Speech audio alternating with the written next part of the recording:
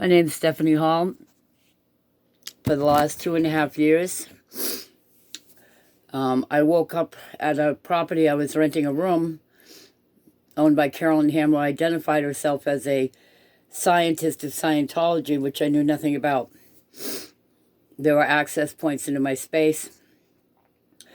I woke up one morning with a swollen labia and clitoris, and a few days prior, I had a money transfer disappear. I had about 10 pieces of equipment fry up while in the property. I have 2,779 Bitcoin missing. I have been stretched in my feet, my torso, my midriff. I have had my throat swollen from my ears out to my chin and had to shove my head in a freezer to bring the swelling down. I've had to put frozen vegetables on my groin because of burning up and spots on my head. I've had swelling on my head, my temple area, and had to be rushed by ambulance on 4 occasions, was hospitalized for 7 days. And I've been threatened. My entire family's been threatened that they would get us all, that they would not survive, they would be killed. We would be run off the road going to my medical providers. And I've been held hostage by whatever and however they affected me in my sleep. I was accosted in my sleep. I'm preparing to call the FBI to report a crime by Scientologists against me. I have lived in a state of terror by myself. However, my neighbors and their families, my family, and everybody that's crossed my path has been affected by these people.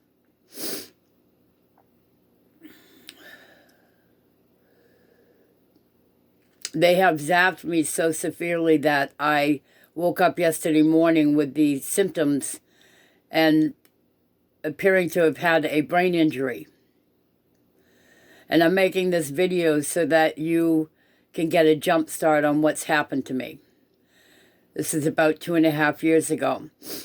After being disoriented for several days, I had a medical provider bring me to a hospital in Augusta, Maine, where I reported the incident. And I since returned there recently because of medical and because of the amount of depression and terror that I'm living in.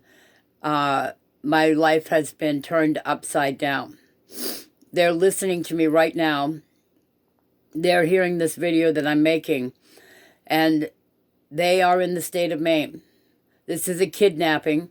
This is against my will, and this has never been acceptable to me on any level. And the amount of terror and physical abuse that I have sustained, it's a miracle I'm alive.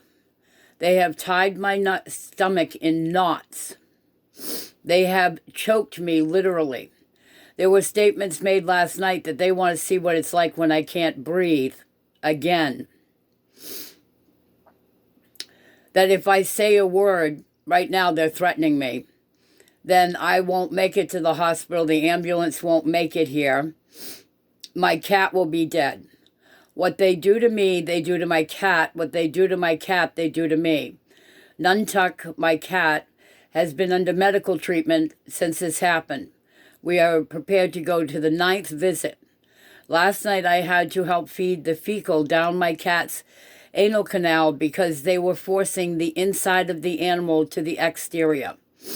The cat has produced sores, what the vets refer to as scorching. And these same sores have appeared on me. The animal has no medical history to support anything that's happened. I've seen my cat's urinary tract swell up, and it's swollen now with numerous medications due to scorching. They continue to zap me to disorient me so that I have an inability to do the healthy thing for myself, which is to call the FBI. And they make light of the fact that I am a federally decorated employee in my country. they're still talking about everything I've done to cross my T's and dot my I's, which is bullshit. All I've done is try to survive a kidnapping, an assault 24 hours a day, 7 days a week for over 2.5 years.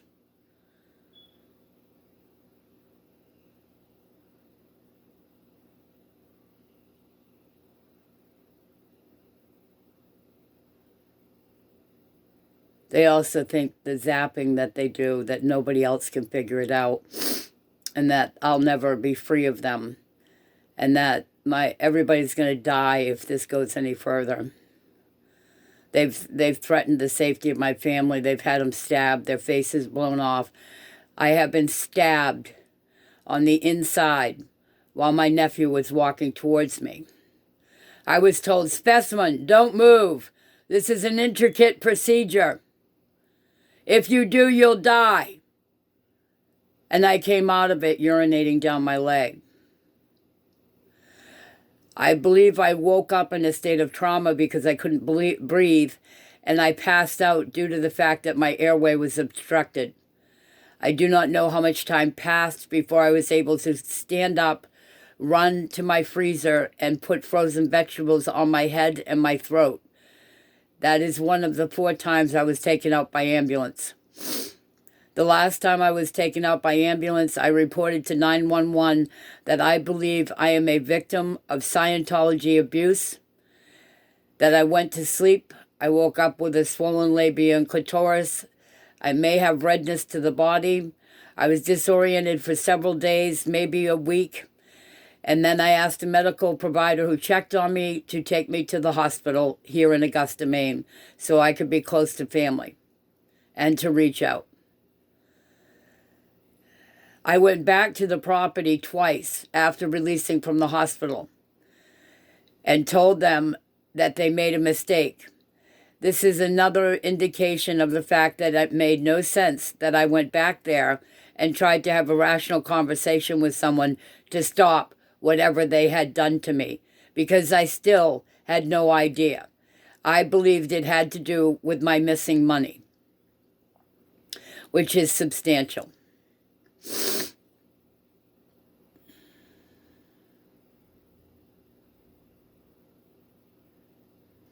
Then Carolyn Ham told me she's a scientist of Scientology, but above all else, a humanitarian.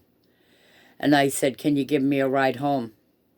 I didn't know who was doing what to me, and I just wanted to get the hell out of that property because they put me in a state of terror, and they beat me down again, mentally and emotionally, while I was back at that property.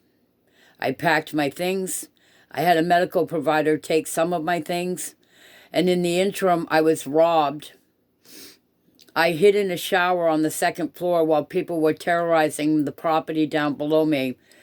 And then I crawled to an attic, trying to get to safety. I reported this to the owner of the property, Carolyn Ham, and she did nothing, said nothing. She had a young man named Curtis and young lady come to the door to relock the door to the attic. That's how she addressed it. And again, this made no sense to me, as I was being molested in my sleep when I was awake, and they just beat me down again.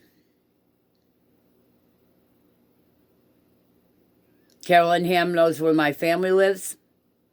They know my history. They have interrogated me in my sleep. When I'm awake, they've asked me for security codes to my financial accounts. They've gone on and on and on. They know where my family works, where they eat, where they shop for groceries, where they sleep.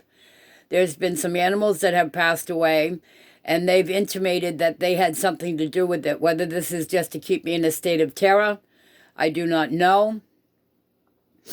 I have avoided making this video out of fear for my life, my cat's life, and my family's life. That is the only reason.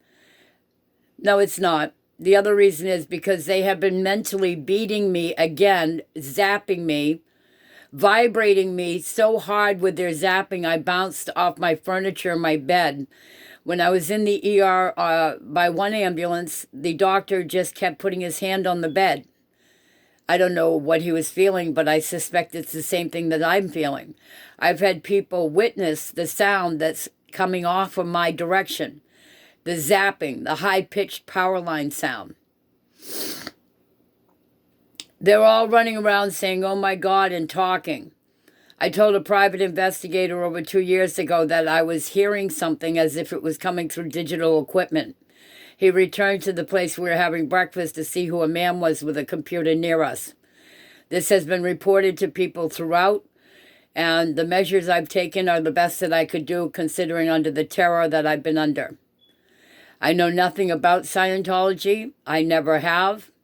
And recently I put the show on about Scientology abuse, and I can rehearse back to you almost everything that happened to these people, having their stomach tied in knots, having their back of their heads hurt, the side of their heads, the swelling, the terror, the beat downs.